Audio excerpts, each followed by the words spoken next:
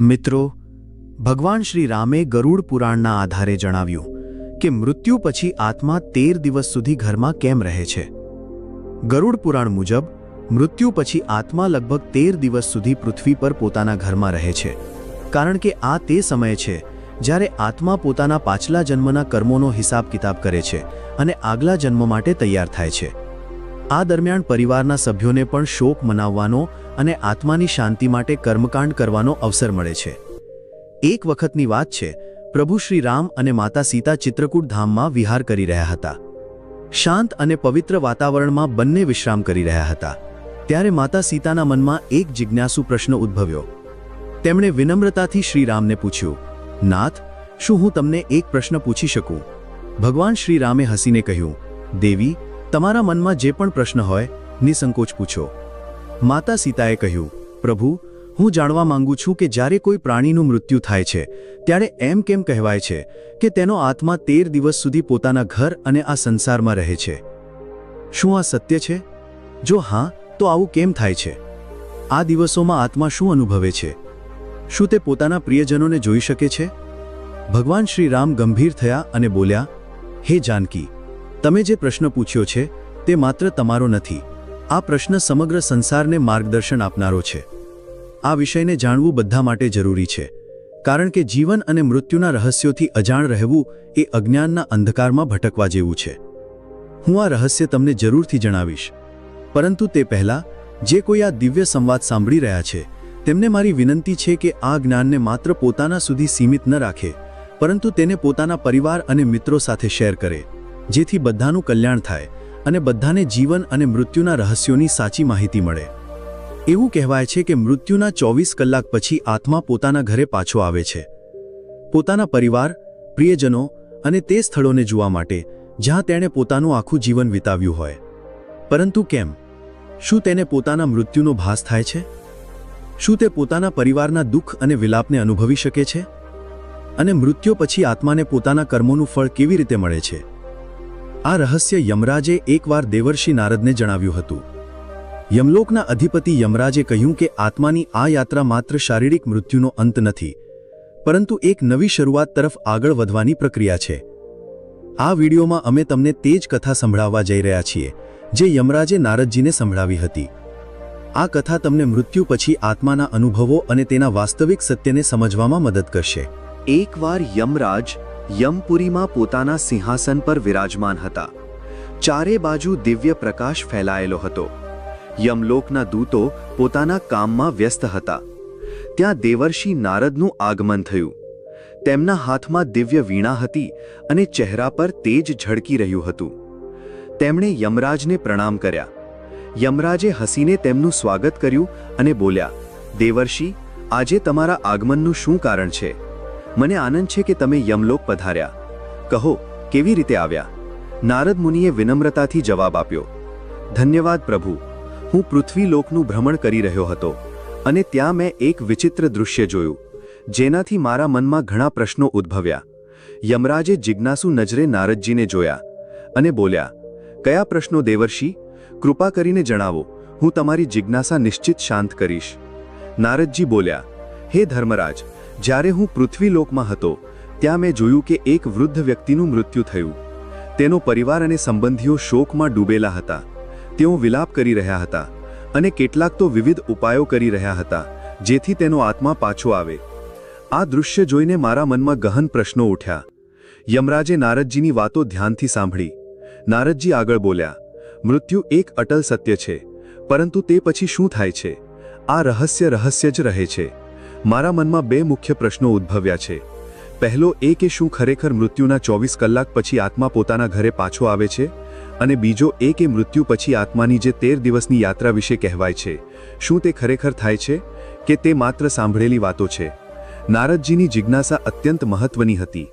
યમરાજ થોડી ક્ષણો મૌન રહ્યા અને પછી ઊંડો શ્વાસ લઈને બોલ્યા, દેવર્ષિ, આ એક ગંભીર પ્રશ્ન છે અને તેનો જવાબ દરેક મનુષ્યએ જાણવો જોઈએ। હું તમને આ રહસ્યની સંપૂર્ણ કથા સંભળાવું છું, જેને સમજીને દરેક જીવ મૃત્યુના વાસ્તવિક સ્વરૂપને જાણી શકશે।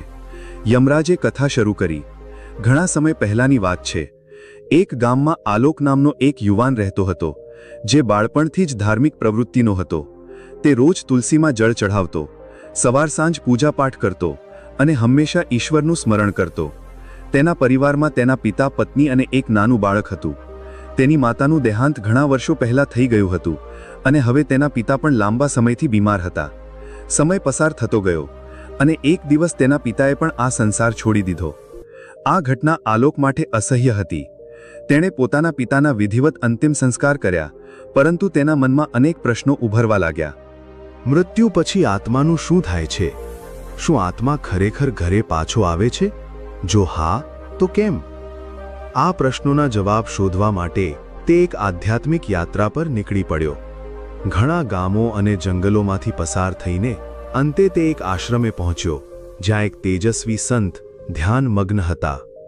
આલોકે તેમના ચરણોમાં નમીને પૂછ્યું, ગુરુદેવ, મૃત્યુ પછી આત્માનું શું થાય છે? શું એ સાચું છે કે મૃત્યુના 24 કલાક પછી આત્મા પોતાના ઘરે પાછો આવે છે? સંતે હસીને કહ્યું, બેટા, જો તું આ રહસ્યને ખરેખર સમજવા માંગે છે તો તારે આ જંગલમાં આગળ વધવું પડશે. ત્યાં તારા બધા પ્રશ્નોના જવાબ તારી રાહ જોઈ રહ્યા છે. આલોકે શ્રદ્ધાથી માથું નમાવ્યું અને કહ્યું, ગુરુદેવ, હું આ યાત્રા કરવા તૈયાર છું. કૃપા કરી મને માર્ગ બતાવો. ગુરુજીએ આશીર્વાદ આપ્યા અને કહ્યું, આ યાત્રામાં તને ઘણા અદ્ભુત અનુભવો થશે. રસ્તામાં જે બનશે તે જ તને મૃત્યુ અને આત્માના રહસ્યો સમજવામાં મદદ કરશે. આલોક ગુરુજીના આદેશ મુજબ જંગલ તરફ આગળ વધ્યો. જેમ જેમ તે આગળ વધ્યો, જંગલ ગાઢ અને રહસ્યમય બનતું ગયું. ચારે બાજુ અજીબ અવાજો સંભળાવા લાગ્યા. ક્યાંક ઘુવા બોલી રહ્યું હતું, ક્યાંક પાંદડાની સરસરાટ અને હવાના ઝાપટાથી ડરામણું લાગી રહ્યું હતું. જંગલનો આ ભયંકર અને ડરામણો રસ્તો તેને ડરાવી રહ્યો હતો, પરંતુ તેના મનમાં ઉઠેલી જિજ્ઞાસા ઘણી બળવાન હતી.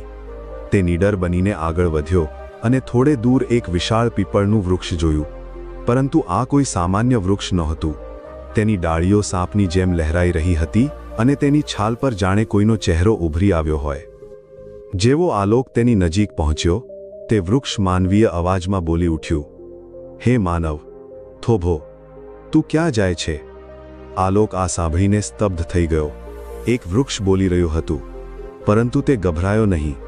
તેણે હાથ જોડીને પીપળના વૃક્ષને પ્રણામ કર્યા અને આદરપૂર્વક બોલ્યો, હે મહાવૃક્ષ, હું અહીં મૃત્યુના રહસ્યો જાણવા આવ્યો છું. મારા મનમાં ઘણા પ્રશ્નો છે અને હું તેના જવાબ શોધવા આ યાત્રા કરી રહ્યો છું. કૃપા કરી મારું માર્ગદર્શન કરો. પીપળના વૃક્ષે ગંભીર અવાજમાં કહ્યું, તારી જિજ્ઞાસા યોગ્ય છે, માનવ. હું તને મૃત્યુ પછીની પ્રથમ અવસ્થા વિશે જણાવી શકું છું, પરંતુ તે પહેલાં તારે મારી એક પહેલીનો જવાબ આપવો પડશે. જો તું સાચો જવાબ આપી શકે તો જ હું તને આગળનું જ્ઞાન આપીશ. આલોકે શ્રદ્ધાથી માથું નમાવ્યું અને કહ્યું, જ્ઞાની, કૃપા કરી તમારી પહેલી પૂછો. હું જવાબ આપવાનો પ્રયાસ કરીશ. પીપળનું વૃક્ષ થોડું હસ્યું અને બોલ્યું, સાંભળ, આ પહેલી તારા જીવન સાથે જોડાયેલી છે. જ્યારે હું જીવંત હોઉં ત્યારે હું કાળો હોઉં, મર્યા પછી હું લાલ થઈ જાઉં. જેટલું તું મને બાળે હું એટલું જ વિખેરાતો જાઉં. બતાવ, હું કોણ છું? આલોકે ધ્યાનપૂર્વક સાંભળ્યું અને વિચારમાં પડી ગયો. આ પહેલી સામાન્ય નહોતી. તે થોડીવાર વિચારતો રહ્યો. તેના મનમાં ઘણી વસ્તુઓના વિચાર આવ્યા, પરંતુ અચાનક તેનું ધ્યાન એક એવી વસ્તુ તરફ ગયું જેનો ઉપયોગ તે રોજ પોતાના ઘરના હવન અને પૂજામાં કરતો હતો. તેની આંખોમાં ચમક આવી. તેણે પીપળના વૃક્ષ તરફ જોયું અને આત્મવિશ્વાસથી જવાબ આપ્યો, આનો જવાબ કોલસો છે. જ્યારે કોલસો જીવંત હોય છે ત્યારે તે કાળો હોય છે. બળ્યા પછી તે લાલ થઈ જાય છે અને ધીમે ધીમે વિખેરાઈને રાખમાં ફેરવાઈ જાય છે. જેવો આલોકે આ જવાબ આપ્યો, પીપળના વૃક્ષની ડાળીઓ એકાએક હલવા લાગી. ચારે બાજુ હવા ઝડપથી વહેવા લાગી અને વૃક્ષે ગંભીર અવાજમાં કહ્યું, સત્ય કહ્યું વત્સ, તે મારી પહેલીનો સાચો જવાબ આપ્યો. હવે હું તને મૃત્યુ પછીની પ્રથમ અવસ્થા વિશે જણાવું છું. ધ્યાનથી સાંભળ. પીપળના વૃક્ષે આગળ કહ્યું, બેટા, જ્યારે શરીર નષ્ટ થઈ જાય છે ત્યારે આત્મા એક ભ્રમની સ્થિતિમાં આવી જાય છે. તેને ખ્યાલ જ નથી આવતો કે તે મુક્ત થઈ ગયો છે કે કોઈ બંધનમાં છે. આ મૃત્યુ પછીના પહેલા 24 કલાકની સૌથી રહસ્યમય અવસ્થા હોય છે. આલોક ધ્યાનથી સાંભળી રહ્યો હતો, પરંતુ તેના મનમાં વધુ જિજ્ઞાસા જાગી. તેણે હાથ જોડીને પૂછ્યું, જ્ઞાની, કૃપા કરી વિગતે સમજાવો. મૃત્યુની તુરંત પછી આત્માને શું અનુભવ થાય છે? પીપળે ઊંડો શ્વાસ લીધો, જાણે કોઈ પ્રાચીન સ્મૃતિને જાગૃત કરી રહ્યું હોય, અને પછી કહ્યું, જ્યારે મૃત્યુ થાય છે ત્યારે આત્મા શરીરથી અલગ થઈ જાય છે, પરંતુ પહેલી જ ક્ષણે આત્માને એ સમજાતું નથી કે તે હવે દેહથી મુક્ત થઈ ગયો છે. તે પોતાને જીવંત જ માને છે. આ બરાબર એવું છે જેમ કોઈ ગાઢ નિંદ્રામાં હોય અને અચાનક નિંદ્રા તૂટી જાય, પરંતુ તેને ખ્યાલ ન હોય કે તે જાગી ગયો છે. આત્મા એ જ સ્થિતિમાં ભટકતો રહે છે. આલોકે આશ્ચર્યથી પૂછ્યું, શું આત્માને તેનું મૃત શરીર દેખાય છે? પીપળે કહ્યું, હા, ઘણી વખત આત્મા તેના જ મૃત શરીરને જુએ છે. તે પોતાના પરિવારને રડતા બિલકતા જુએ છે. તે તેમની સાથે વાત કરવાનો પ્રયત્ન કરે છે, તેમને સ્પર્શવાનો પ્રયાસ કરે છે, પરંતુ કોઈ તેનો અવાજ સાંભળી શકતું નથી, કોઈ તેના સ્પર્શને અનુભવી શકતું નથી. આ આત્મા માટે સૌથી મોટી ભ્રમણા અને પીડાની ક્ષણ હોય છે. આ પ્રથમ થોડા કલાકોમાં આત્માને પોતાના ઘર અને પરિવાર પ્રત્યે સૌથી વધુ મોહ હોય છે. તે પોતાના પ્રિયજનોની આસપાસ જ ફરતો રહે છે. ઘણી આત્માઓ ઘરમાં જ રોકાઈ જાય છે, પોતાના પરિવારના લોકોને જુએ છે, પરંતુ તે કંઈ કરી શકતી નથી. ક્યારેક આત્માને એવું પણ લાગે છે કે તે હજી પણ જીવિત છે. તેને ભૂખ લાગે છે, તરસ લાગે છે, પરંતુ જ્યારે તે ભોજન તરફ આગળ વધે છે તો તે જાણે છે કે તે ખાઈ શકતી નથી. જ્યારે તે પોતાના પ્રિયજનોને ગળે લગાડવાનો પ્રયાસ કરે છે તો તે જાણે છે કે તેઓ તેને અનુભવી શકતા નથી. આ સ્થિતિ આત્મા માટે સૌથી વધુ કષ્ટદાયક હોય છે. આલોકની આંખોમાં આશ્ચર્ય અને કરુણા બંને ઝબકી ઉઠ્યા. તેણે પૂછ્યું, શું આત્માને તેના કર્મોનો અહેસાસ થવા લાગે છે? પીપળનો અવાજ વધુ ગંભીર થયો અને તેણે આગળ કહ્યું, જેમ જેમ સમય પસાર થાય છે, આત્માને ધીમે ધીમે તેના કર્મોનો અહેસાસ થવા લાગે છે. જો તેના જીવનમાં સારા કર્મો હોય તો તેને અંદરથી શાંતિનો અનુભવ થાય છે, પરંતુ જો તેણે ખરાબ કર્મો કર્યા હોય, કોઈનું દિલ દુખાવ્યું હોય, અધર્મ કર્યો હોય, તો તે પીડાથી ભરાઈ જાય છે. તેને પોતાના પાપોનો બોજ અનુભવવા લાગે છે. ઘણી આત્માઓ એટલી અશાંત હોય છે કે તે ઘરની અંદર જ અટવાઈ જાય છે, અને જ્યારે તેનું શરીર બાળવામાં આવે છે ત્યારે પણ તે ત્યાં જ ભટકતી રહે છે. એટલે જ શાસ્ત્રોમાં કહેવામાં આવ્યું છે કે મૃત્યુના તરત બાદ ગીતાનું પાઠન કરવું જોઈએ. આત્મા માટે પ્રાર્થના કરવી જોઈએ, જેથી તે પોતાનો મોહ છોડીને આગળની યાત્રામાં આગળ વધી શકે. 24 કલાકની અંદર આત્માને ધીમે ધીમે એ સમજાવવા લાગે છે કે તે હવે આ સંસારમાં રહી નથી, પરંતુ ત્યાં સુધીમાં તેનો મોહ એટલો વધી જાય છે કે તે પોતાના ઘરે પાછી ફરે છે. આ જ કારણે હિન્દુ ધર્મમાં મૃત્યુ બાદ આત્મા માટે પિંડદાન કરવામાં આવે છે, જેથી તે શાંતિથી પોતાની આગળની યાત્રા કરી શકે. પીપળે પોતાની વાત પૂરી કરી અને થોડી ક્ષણો માટે મૌન થઈ ગયો. આલોક સંપૂર્ણપણે સ્તબ્ધ હતો. તેને હવે સમજાયું કે મૃત્યુ ફક્ત એક અંત નથી, પરંતુ એક નવી યાત્રાની શરૂઆત છે. તેણે આદરપૂર્વક પીપળને પ્રણામ કર્યા અને કહ્યું, જ્ઞાની, તમે જે જ્ઞાન આપ્યું તે મારા માટે અમૂલ્ય છે. હવે હું જાણવા માંગુ છું કે મૃત્યુ પછી આત્માની આગળની યાત્રા કેવી હોય છે. કૃપા કરીને મને આગળનું માર્ગદર્શન આપો. પીપળે સ્મિત કરીને કહ્યું, વત્સ, જો તું સાચે જ મૃત્યુનું રહસ્ય સમજવા માંગે છે તો તારે આગળ જવું પડશે. ત્યાં તને વધુ ગહન સત્યનું જ્ઞાન મળશે. આલોકે માથું નમાવ્યું અને પોતાની યાત્રામાં આગળ વધતો ગયો. જંગલ વધુ ગાઢ થતું જતું હતું. પક્ષીઓના અવાજો ધીમે ધીમે ઓછા થતા જતા હતા અને ચારે બાજુ એક રહસ્યમય શાંતિ છવાઈ ગઈ હતી. ત્યારે જ તેને એક વિશાળ કાળા રંગનો કાગડો દેખાયો. આ કાગડો સામાન્ય પક્ષીઓથી ઘણો મોટો અને અદ્ભુત હતો. તેની આંખો બળતા અંગારા જેવી લાગતી હતી અને તેના પાંખોમાંથી એક દિવ્ય આભા નીકળતી હતી. આલોકે કાગડા પાસે જઈને હાથ જોડીને પ્રણામ કર્યા. કાગડો તેના ભારે અને ગંભીર અવાજમાં બોલ્યો, વત્સ, તું કોણ છે અને આ ગાઢ જંગલમાં શું કરે છે? આલોકે માથું નમાવીને જવાબ આપ્યો, હે દિવ્ય પક્ષી, હું મૃત્યુના રહસ્યો જાણવા માટે આ યાત્રા પર નીકળ્યો છું. મેં અત્યાર સુધી જાણ્યું કે મૃત્યુ પછી તરત જ આત્મા ભ્રમિત રહે છે, પરંતુ હું જાણવા માંગુ છું કે 24 કલાક પછી આત્મા ઘરે કેમ પાછી ફરે છે.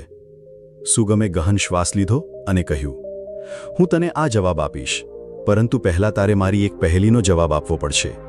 જો તું તેનો સાચો જવાબ આપી શકે તો જ હું તને મૃત્યુનું આ રહસ્ય જણાવીશ. આલોકે ઉત્સુકતાથી માથું હલાવ્યું. પૂછો પ્રભુ.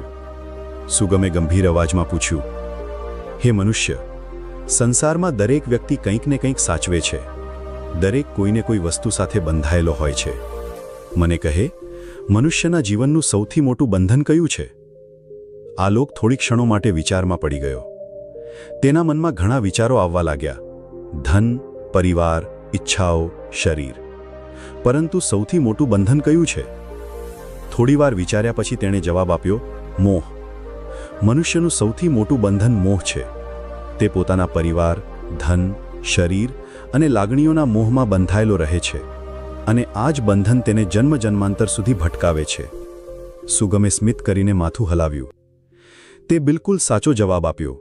વત્સ, હવે હું તને મૃત્યુના 24 કલાક પછી આત્મા ઘરે પાછી ફરવાનું રહસ્ય સમજાવીશ.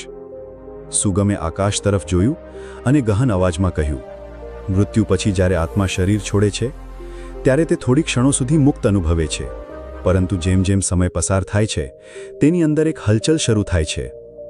આ હલચલ તેના મનને કારણે થાય છે. આત્માને પોતાના ઘર, પરિવાર, પ્રિયજનોની યાદ સતાવવા લાગે છે. આલોક ધ્યાનથી સાંભળી રહ્યો હતો.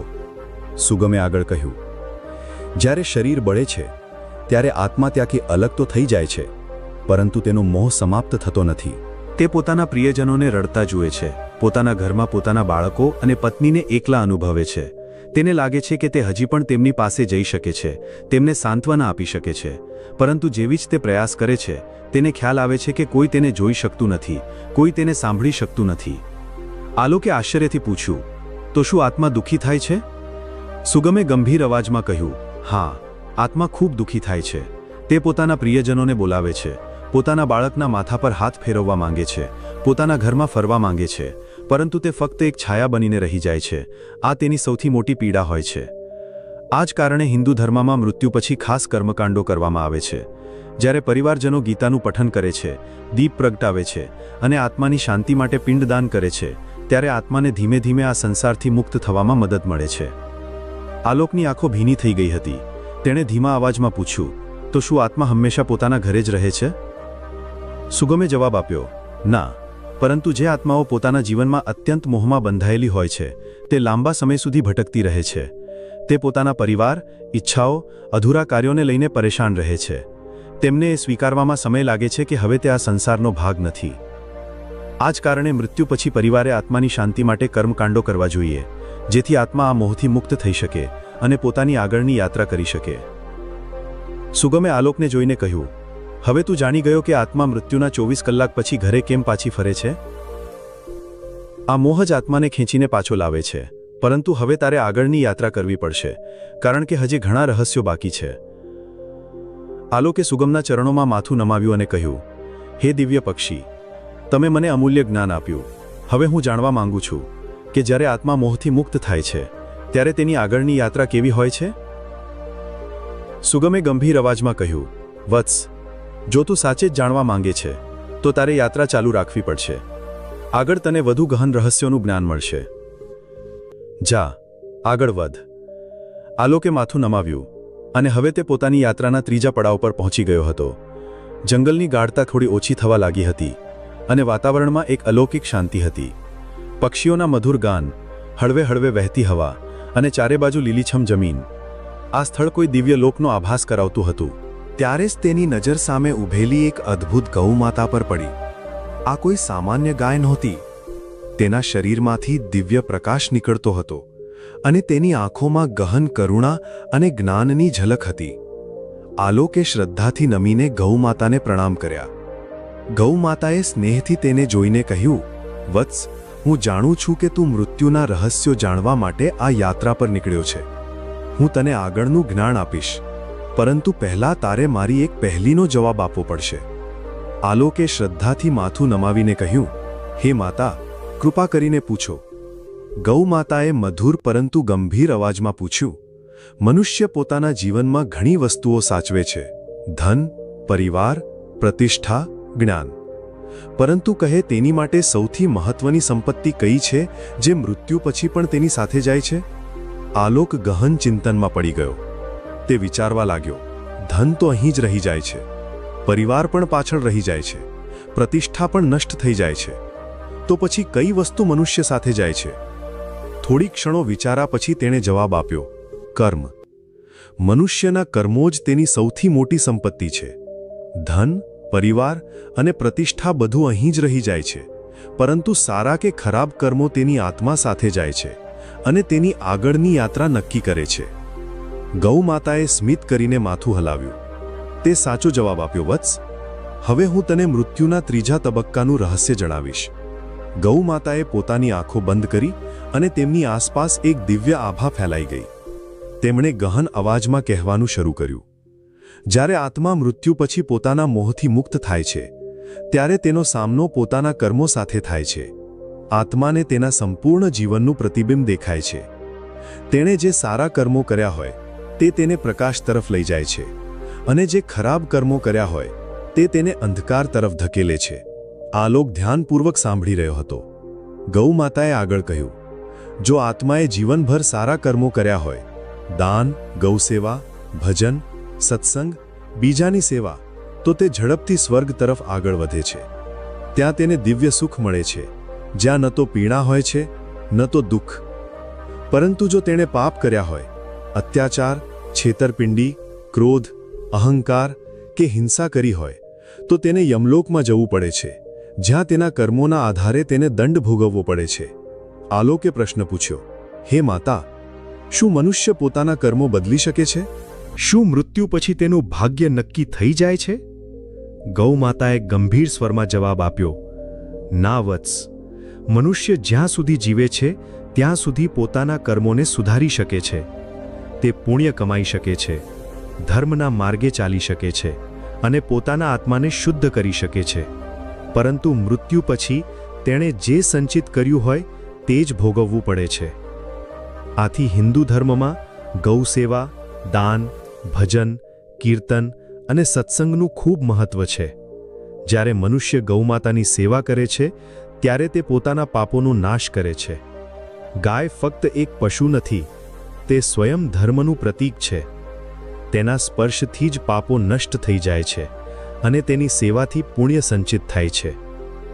ગૌ માતાએ આગળ સમજાવ્યું, વત્સ, જ્યારે આત્મા પોતાના કર્મોનો હિસાબ જુએ છે ત્યારે તેને ખબર પડે છે કે તેણે જીવનમાં શું કમાયું. જે આત્માઓ પવિત્ર હોય છે તે આનંદથી આગળ વધે છે, પરંતુ જે આત્માઓ પાપી હોય છે તે ભયથી ધ્રુજે છે. તે વિચારે છે કે જો તેમને બીજો જન્મ મળે તો તે પોતાનું જીવન સુધારી લે, પરંતુ ત્યાં સુધી ખૂબ મોડું થઈ ચૂક્યું હોય છે. આલોકની આંખોમાં ચિંતા ઝલકવા લાગી.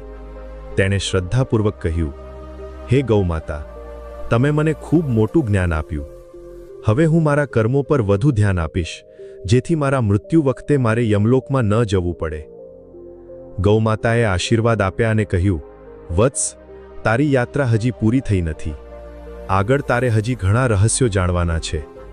જા અને તારી યાત્રા ચાલુ રાખ.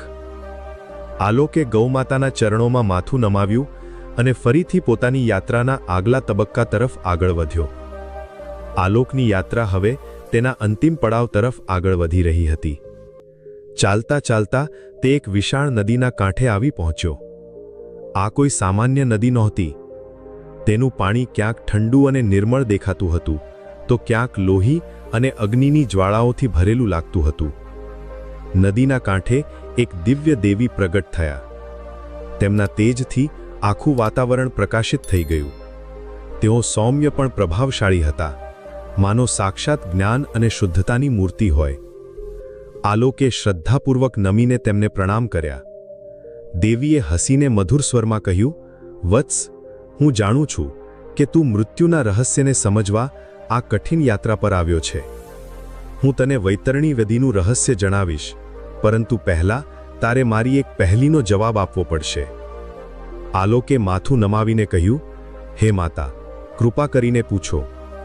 દેવીએ ગંભીર સ્વરમાં પૂછ્યું, બતાવ વત્સ, આ સંસારમાં મનુષ્યનો સૌથી મોટો ભ્રમ કયો છે? આલોકે થોડી ક્ષણો વિચાર્યું અને પછી જવાબ આપ્યો, માતા, મનુષ્યનો સૌથી મોટો ભ્રમ એ છે કે તે માને છે કે આ શરીર અને આ સંસાર કાયમી છે. તે મૃત્યુને ભૂલીને સાંસારિક મોહમાં ડૂબેલો રહે છે. પરંતુ જ્યારે મૃત્યુનો સમય આવે છે ત્યારે તેને સમજાય છે કે આ બધું નાશવંત છે, ફક્ત આત્મા અમર છે. દેવીએ હસીને કહ્યું, વત્સ, તે સત્યને ઓળખી લીધું. હવે હું તને વૈતરણી નદીના રહસ્યનું જ્ઞાન આપીશ. દેવીએ સમજાવ્યું, વત્સ, આ વૈતરણી નદી છે. આ યમલોક અને પિતૃલોકની વચ્ચે વહે છે. આ આત્મા માટે અંતિમ પરીક્ષા છે. જેમણે પોતાના જીવનમાં પુણ્ય કર્યા હોય તે આસાનીથી આ નદીને પાર કરી લે છે અને સ્વર્ગ કે મોક્ષ તરફ આગળ વધે છે. પરંતુ જેમણે પાપ અને અધર્મ કર્યો હોય તેમના માટે આ નદી અગ્નિ અને લોહીથી ભરેલી દેખાય છે. તેઓ તેમાં ફસાઈ જાય છે અને છટપટતા રહે છે. આલોક ભય અને વિસ્મય સાથે આ દૃશ્ય જોઈ રહ્યો હતો. તેણે પૂછ્યું, માતા, આ નદી આત્મા માટે આટલી મહત્વની કેમ છે? દેવીએ જવાબ આપ્યો, વત્સ, આ નદી આત્માની અંતિમ પરીક્ષા છે. આ તેના જીવનના કર્મોનું પ્રતિબિંબ છે. જેમણે ગૌસેવા, દાન, પુણ્ય અને ધર્મનું પાલન કર્યું હોય તેમના માટે આ નદી નિર્મળ જળની ધારા બની જાય છે. તેઓ તેને પાર કરી મોક્ષ કે સ્વર્ગ તરફ આગળ વધે છે. પરંતુ જેમણે અધર્મ, પાપ અને અન્યાય કર્યો હોય તેમના માટે આ નદી ભયંકર યાતનાનું સ્થાન બની જાય છે. તેઓ તેમાં ફસાઈ જાય છે અને ત્યાં સુધી કષ્ટ ભોગવે છે જ્યાં સુધી તેમના પાપોનો નાશ ન થાય. આલોક આ સાંભળીને ગંભીર થઈ ગયો. તેણે પૂછ્યું, માતા, આત્મા આ નદીને કેવી રીતે પાર કરી શકે છે? દેવીએ કોમળતાથી સમજાવ્યું, વત્સ, આત્મા ફક્ત સાચા જ્ઞાન, ભક્તિ અને સારા કર્મોના આધારે આ નદીને પાર કરી શકે છે. જીવનમાં ગૌસેવા, દાન, ધર્મ, સત્ય આચરણ અને ભક્તિ કરનારા સહેલાઈથી આ નદીને પાર કરી જાય છે. ખાસ કરીને ગૌદાન, ગાયનું દાન કરનારા માટે આ નદી એક સરળ માર્ગ બની જાય છે. કારણ કે ગૌમાતા ધર્મનું પ્રતીક છે અને જે તેની સેવા કરે છે તે પોતાના પાપોનો નાશ કરી શકે છે. આલોક આ સાંભળીને ચકિત થઈ ગયો. તેણે એક બીજો પ્રશ્ન પૂછ્યો, માતા, જો કોઈ વ્યક્તિ જીવનમાં સારા કર્મો ન કરે તો શું તે ક્યારેય આ નદીને પાર નથી કરી શકતો? દેવીએ ગંભીર સ્વરમાં જવાબ આપ્યો, વત્સ, બ્રહ્માંડ કર્મોના નિયમથી ચાલે છે. જો આત્મા વૈતરણીને પાર કરી લે તો તે સ્વર્ગ તરફ આગળ વધે છે. જો નહીં તો તેને યમલોકમાં ન્યાય માટે મોકલવામાં આવે છે, જ્યાં તેના કર્મોનો હિસાબ થાય છે. જે આત્માઓ આ નદીને પાર નથી કરી શકતા તે ભટકતા રહે છે. તે પુનર્જન્મના ચક્રમાં ફસાઈ જાય છે અને ઘણા જન્મો સુધી કષ્ટ ભોગવે છે. આલોકની આંખો ખુલી ગઈ. તેણે દેવીને પ્રણામ કર્યા અને કહ્યું, હે માતા, તમે મને સત્યનું જ્ઞાન આપ્યું. હવે હું મારું જીવન વધુ પવિત્ર બનાવીશ જેથી મારો આત્મા મૃત્યુ પછી સાચા માર્ગે ચાલે. દેવીએ આશીર્વાદ આપ્યા અને કહ્યું, વત્સ, તારી યાત્રા પૂરી થઈ. જા અને આ જ્ઞાનને સંસાર સુધી પહોંચાડ જેથી લોકો મૃત્યુ પહેલા જીવનને સમજી શકે. આલોકે ફરીથી પ્રણામ કર્યા અને તે દિવ્ય જ્ઞાનને હૃદયમાં સમાવીને પાછો ફર્યો. આમ યમરાજે નારદજીને આત્માના 13 દિવસના રહસ્યની સંપૂર્ણ કથા સંભળાવી. તેમણે જણાવ્યું કે મૃત્યુ પછી આત્મા કેવી રીતે પોતાના ઘરે પાછો ફરે છે, કેવી રીતે તે પોતાના કર્મોના આધારે આગળ વધે છે અને કઈ કઈ અવસ્થાઓમાંથી પસાર થાય છે. યમરાજના વચનો સાંભળીને નારદજીના બધા સંદેહો દૂર થઈ ગયા. નારદજીએ હાથ જોડીને કહ્યું, આપની આ દિવ્ય કથા સાંભળીને મારા બધા પ્રશ્નોના જવાબ મળી ગયા. હવે મને સ્પષ્ટ થયું કે મૃત્યુ પછી આત્મા કેવી રીતે પોતાની યાત્રા પૂરી કરે છે. હું આ સત્યનો પ્રચાર પ્રસાર કરીશ જેથી વધુમાં વધુ લોકો આ ગહન જ્ઞાનને સમજી શકે અને ધર્મના માર્ગે ચાલે. યમરાજે નારદજીને આશીર્વાદ આપ્યા અને કહ્યું, દેવર્ષિ, જો મનુષ્ય આ સત્યને સમજીને જીવન જીવે તો તે મોહ માયાથી મુક્ત થઈ શકે છે અને સાચા માર્ગનું અનુસરણ કરી શકે છે. જા, આ જ્ઞાનને સંપૂર્ણ સંસારમાં ફેલાવો. મિત્રો, આ વિડિયો તમને કેવો લાગ્યો? જો તમને ગમ્યો હોય તો આવા જ રોચક અને આધ્યાત્મિક વિડિયો માટે અમારી ચેનલ ધાર્મિક કથાઓને સબસ્ક્રાઇબ કરો અને બેલ આઇકન દબાવવાનું ન ભૂલો. કોમેન્ટ બોક્સમાં જય શ્રી કૃષ્ણ લખવાનું ન ભૂલશો. ફરી મળીશું એક નવા રસપ્રદ વિડિયો સાથે. ત્યાં સુધી જય શ્રી કૃષ્ણ. ધન્યવાદ.